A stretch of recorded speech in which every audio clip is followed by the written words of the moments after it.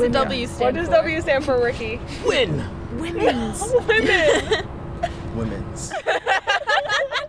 Okay, there's a learning curve for some, but for others, the WNBA is long overdue in a basketball-crazy city like Toronto. Do you think there's a fan base for women's basketball? Yeah, definitely. Absolutely. Thrilling for fans and young players. The fact that we can open that up to women now, I think that's going to be huge. It's going to be something for us to work towards. The excitement comes as sports mogul Larry Tanenbaum appears poised to launch a pro-women's team in Toronto.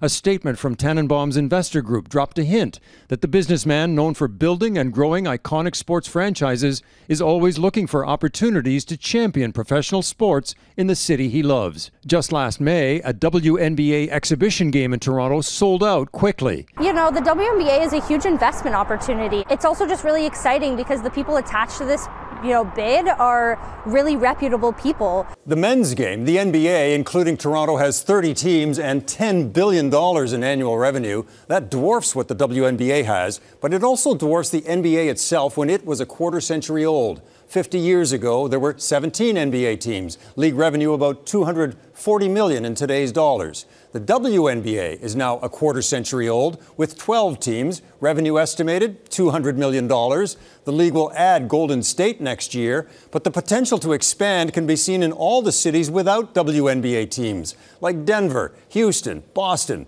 and Toronto, which has a whole country as its home base. Because of Caitlin Clark, who has smashed all the U.S. college scoring records, women's basketball is having a moment, and Toronto is a hungry market taking notice. In North America, Toronto is one of the biggest metropolitan areas. So when you're thinking about where you're going to locate WNBA teams, Toronto seems like a pretty obvious place. The success of the PWHL women's pro hockey shows there is a substantial fan base for women's professional sports.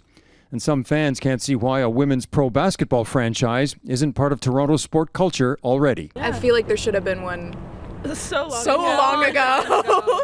Eric Sorensen, Global News, Toronto.